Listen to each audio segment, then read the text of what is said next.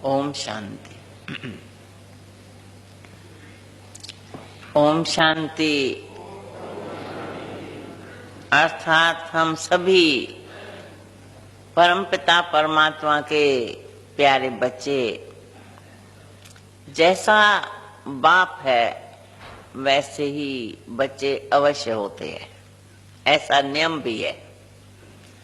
वैसे भी देख के कहते हैं जैसा बाप वैसा बेटा। तो वैसे तो आज हम अगर चारों तरफ ध्यान से देखें तो सभी परमात्मा के बच्चे यहाँ उपस्थित है, परंतु भले रंग रूप में न्यारे है, परंतु सबके मन में अपने प्यारे बाप का प्यार समाया हुआ है।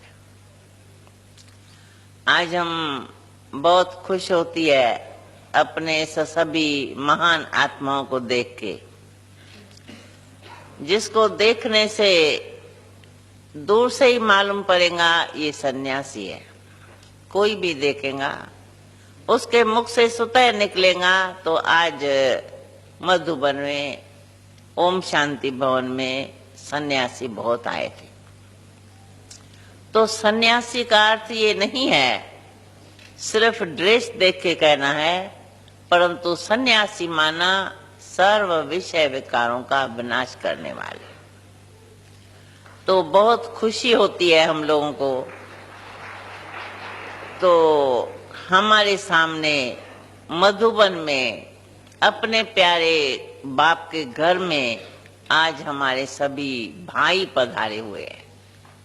भले सन्यासी हो, लेकिन ये तो मैं जानती भी हूँ और समझती हूँ, तो जरूर वो सभी हम सभी को अपनी बहनें ही जानते होंगे। बहनें है ना हम आपकी? हाँ जरूर बहनें, क्योंकि हम सभी एक बाप के बच्चे हैं।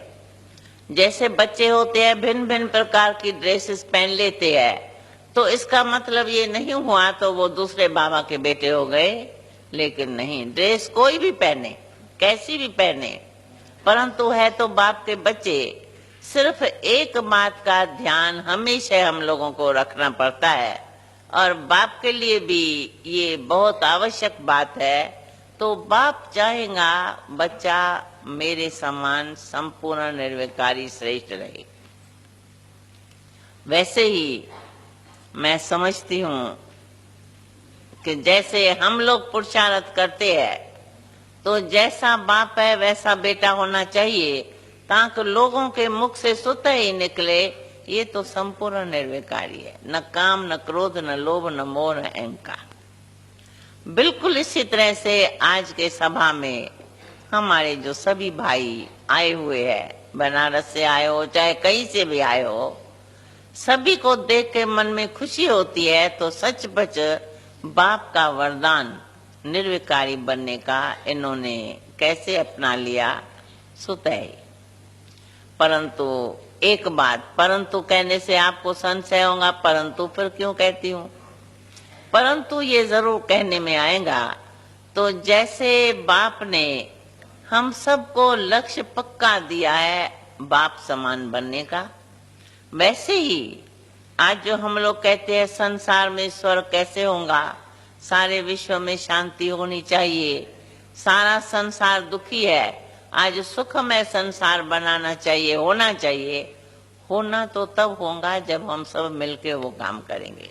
तो हमको तो सचमुच इनको देख के ये संकल्प जरूर आता है। मैं संकल्प बताती हूँ, माने या न माने, मानेंगे जरूर, क्योंकि हमारे भाई है। तो जितने भी, अगर जैसे बाबा ने, शिव बाबा ने ब्रह्मा तन में आकर हम सब बच्चों को आप समान बनाने का पूरा लक्ष्य दिया, तो बाप के लिए पूजा में भी कहते हैं संपूर्ण निर्विकारी। तुम विकारों में क्यों जाते हो? तो जहां तक हमारा अनुभव है, तो उसी टाइम कान में आवाज सुनते ही हम चाहे छोटे थे, कभी नहीं सोचा तो 50 साल के बाद ब्रह्मचारी रहेंगे। जैसे आजकल के संसार में किसको समझाओ तो कहेंगे अभी तो हम छोटे हैं, अभी तो जवान है। 50-60 साल के बाद वानप्रस्थी लेनी चाहिए, निर्विकारी बनना चाहिए।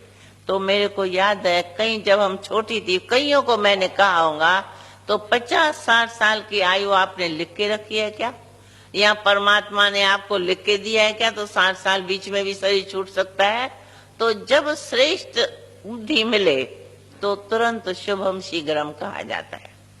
तो हम तो जरूर ये समझेंगे, आशा भी रखेंगे, तो सचमुच संसार को स्वर्ग बनाने का साधन हमारे सब भाई सन्यासी जरूर है। अगर अपने जितने, मैं समझती हूँ लाखों तो फॉलोअर्स जरूर होंगे इनों के पास, होंगे ना, लाखों होंगे जरूर।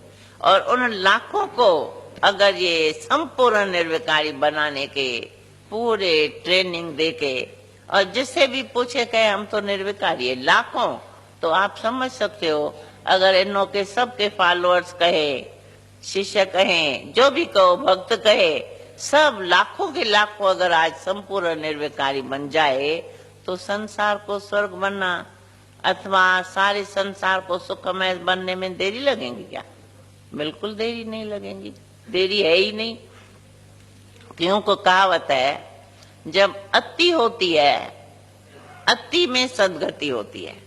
जब अति किसी भी प्रकार की हो जाएंगी तो उसको कोई भी लेसन आप दो तो झट मानने के लिए तैयार हो जाएगा। जैसे सन्यास क्यों आता है, मन में वैराग क्यों आता है? दुख की रेखा आती है तो मन में वैराग आता है, छोड़ो तो छूटो। भले हम ये नहीं कहेंगे तो इन सबको इसी कारण से छोड़ना पड़ा, ये तो संस्कार अपने अपने है। भारत को श्रेष्ठ बनाने का एक सैंपल बनाने के लिए इन्होंने सचमुच कैसे सन्यास कर लिया, वो भी बाप जाने और ये बेटे जाने। तो कैसे इन्हों को वैराग आ गया, हम पवित्र रहे, योगी रहे, भले ड्रेस कोई भी हो, तो सैंपल्स तो हो गए ना। आज दूर से भी रास्ते चलते हुए पहचाने न पहचाने, इन्हों को कोई देख लेगा तो मन में आएगा नमस्कार करे। क्यों? दुनिया सारी घूमती रहती है, दुनिया में लखपति लोग घूमते रहते हैं, तो लखपतियों को कोई नमस्कार प्रणाम नहीं करेगा, पैर नहीं छुएगा, सिर नहीं झुकाएगा। लेकिन ये बिगर कोडी के बादशाह है, बिन कोडी बादशाह जिसको कहे, दूर से ही कोई देखेगा, अनजान आदमी, जाने न जाने, कैसा भी विकारी हो, चाहे कैसा भी करोड़पति हो, इनों को दूर से देख के प्रणाम, महात्मा जी प्रणाम। क्यों? इनों की ड्रेस पवित्रता की निशानी है, इनों की जीवन पवित्रता की निशानी है। शब्द जो कहते हैं सन्यासी, किस चीज का सन्यासी? संसार तो छोड़ा ही नहीं है, संसार में तो बैठे आराम से, बंगलों में रहते हैं, मंदिरों में रहते हैं, खाते हैं पीते। भाई खाते पीते हो ना, सभी खाते हैं पीते हैं, और ही जास्ती गृहस्थियों से आराम में रहते हैं, फिर भी इन्हों की पूजा क्यों होती है? क्योंकि सबके बुद्धि में ये है, ये निर्विकारी पार्टी है, इनों में विकार नहीं है। तो मनुष्य की पूजा शरीर की नहीं होती है, परंतु संस्कारों के अथवा श्रेष्ठ कर्म की पूजा होती है। तो देखते ही दूर दूर से भावना शुद्ध आ जाएंगी और दिल होंगे इसको गुरु कर ले। क्यों गुरु करे? क्योंकि कहावत है, गुरु करे आप समान। अगर इनको हम गुरु कर लेंगे, लोग जो समझते हैं, तो हम भी ऐसे सन्यासी बन जाएंगे। परंतु हम अगर पूछें और इनको को अनुभव है तो सारे शिष्य गुरु जैसे नहीं बन सकते हैं। हाँ, एक बात में बन सकते हैं, गेरुआ कपड़ा नहीं पहनेंगे, लेकिन मैं समझती हूँ तो जैसे बाबा ने, शिव बाबा ने ब्रह्मा तन में आकर हम लोगों को आप समान बना दिया।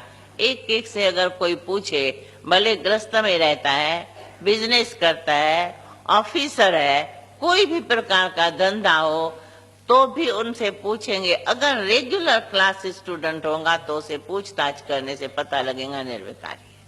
भाई काम क्रोध लोभ मोह में नहीं जाता है, ये पक्की बात है, ये गारंटी हम सब की है। क्यों? तो हम सबका चार्ट लिखवाते भी है और पूछते भी है। बिना पूछताछ चार्ट के मैं तो समझती हूँ मधुबन में भी मुश्किल अलाउ करते हैं। तो अगर ये हमारे सभी भाई सारे विश्व को स्वर्ग बनाने अथवा श्रेष्ठ बनाने, सुखमय संसार बनाने का जो इनों के ऊपर जवाबदारी है, तो अपने सभी जितने भी फॉलोअर्स है उनको भी अगर ये लक्ष्य पक्का दे तो मैं तो समझती हूँ गारंटी है, इनों के भाग्य से सारा संसार सुखमय बन जाएगा, पक्का, गारंटी है ना, बराबर?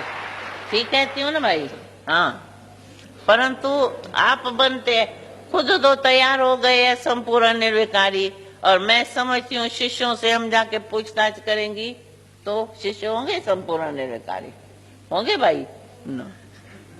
यही तो गोलमाल की गाड़ी चल रही है, यही गोलमाल की गाड़ी है। इसलिए आप नाराज मत होना, इसलिए हम ये समझती है, तो जैसे हम और आप दोनों के बाप का, एक का बाप दोनों का एक है ना कि दो है? परमात्मा एक है ना, आपका भी बाप है, हमारा भी बाप है, ठीक है ना? तो हम सब आपस में क्या हो गए? हाँ, भाई भाई, भाई भाई। आप हमारे भाई हो और हम आपका भाई है, भले ड्रेस बहन की पहनी है। भाई आत्मा होती है, भाई भाई है ना, आत्मा भाई भाई है। फिर चाहे वो ड्रेस नारी की पहने चाहे नर की पहने, पर है तो भाई भाई ना, आत्मा है। तो सभी आप और हम सभी मिलके आज अगर ये पक्का करे, तो जैसे आपने अपने को निर्विकारी रखे पूज्य बनाने का पूरा पुरुषार्थ किया है, ऐसे जितने भी फॉलोअर्स को अगर ये लक्ष्य पक्का रखें तो उनको भी निर्विकारी बना के, आप समान बना के पूज्य बनाए, तो गारंटी है, गारंटी परमात्मा देता है। तो ये संसार ये अदली बदली होके स्वर्ग श्रेष्ठ बन जाएगा, सुखमय संसार बन जाएगा, क्योंकि ठेका आपके ऊपर रखा हुआ है। परमात्मा खुद तो नहीं आके काम करेगा, बच्चों से काम करवाता है। लेकिन क्या होता है, हम बन जाए राजा और वो बेचारे गुमाश्ते रहे, ये तो बात मन को भाती नहीं है। इसलिए हम ये जरूर कहेंगे, तो अगर हम सभी मिलके आप और हम सभी मिलके अगर सभी को इस प्रकार से निर्विकारी, क्योंकि है संसार में दुख किस चीज का है? यही गुस्सा करेंगे, लड़ाई करेंगे, एक दो को मारेंगे पीटेंगे, यही दुख है ना, और तो कोई दुख नहीं है ना। अब इस दुखों से छुड़ाने का अगर सभी अपने फॉलोअर्स को पुरुषार्थ करे, तो मैं तो समझती हूँ कुछ थोड़ी टाइम में संसार परिवर्तन हो जाएगा। आज कलयुग कहते हैं और कल उसको श्रेष्ठ सतयुग कहने में देरी नहीं लगेगी, और देरी है भी नहीं। इसलिए तो आज हमारे बाबा ने आप सबको घर में बुला लिया, ये सब आपका घर है। हाँ, हम भी मेहमान हैं और आप भी मेहमान हो, और हमारा भी घर है और आपका भी घर है ना, बराबर? ठीक है। हाँ, आपका भी घर है, हमारा भी घर है, हम भी मेहमान हैं और आप भी मेहमान हो। क्यों? ये संसार है, आज यहाँ बैठे है, कल आप कहाँ चले जाएंगे, हम कहाँ चले जाएंगे। हाँ, फिर ये संसार परिवर्तन हो जाएगा। युगों की कहानी देखो, इतिहासों में है, सतयुग, त्रेता, द्वापर, कलयुग। कलयुग तो है ही, कहावत है। तो कलयुग को सतयुग आने के लिए जवाबदारी किसकी है? किसकी है? बराबर, पक्की? हाँ, देखा, आज जवाबदारी दादी उठा के जा रहे हैं। आज जवाबदारी उठाते हैं, तो कलयुग को चेंज करके सतयुग लाना हमारी जवाबदारी है। माना जितने भी हमारे सहयोगी साथी, वहाँ फॉलोअर्स कहो, शिष्य कहो, बच्चे कहो, उस सबको आप समान बनाने का पुरुषार्थ जरूर करना है। हमको मालूम है, हम जानती है, कई लोग हम लोगों को आज तक भी कहते हैं, अरे सब पवित्र बन जाएगा तो संसार कैसे चलेगा। बात तो ठीक है, परंतु आज तो संसार इतनी ओवर पॉपुलेशन हो गई है, जो संसार को कम करने के लिए देखो बम बना लिया। क्या क्या हो रहा है, अर्थक्वेक हो गई, सब डूब गए, सब चले गए। तो ऐसा संसार क्या करेंगे? अगर इसके बदली में हम सभी मिलके सुखमय संसार बनाने की योजना करके हर नर नारी को पवित्र और योगी बना दे, तो यही संसार सुखमय बन जाएगा, और इसी संसार का गायन होगा। इसी संसार में आप और हम फिर आके इसी संसार में राजभाग प्राप्त करेंगे जरूर। ये गारंटी किसकी है? बाप ने गारंटी उठाई है। तो मैं तो समझती हूँ, तो और कुछ भी न सोच के इस संसार को सुखमय बनाने के लिए हम सभी आपस में मिलके हम ये नहीं सोचे तो हमारी नहीं, आपकी नहीं, हमारी सब मिलके। क्योंकि सन्यास माना सन्यास, हम भी सन्यासी है और आप भी सन्यासी है, लेकिन सारे संसार को विकारों का सन्यास करना ये है हम लोगों की रिस्पांसिबिलिटी। सारे संसार को विकारों से सन्यास, क्योंकि विकार दुखदाई है। आप सोच सकते हो, थोड़ा अगर यहीं बैठे बैठे कोई सभा में किसको थोड़ा डांट ले, गुस्सा करे, तो मन को भाएगा नहीं, ये क्या करते हैं, चुप ऐसे करेंगे, चुप। माना क्रोध भूत है, काम महाशत्रु है, लोभ भी लालच देने वाला नुकसानकारक है। ये सब देह अभिमान, हम सोचूं मैं हूं, ये भी गलत बात है। मैं बकरी करती है, मनुष्य नहीं करता है।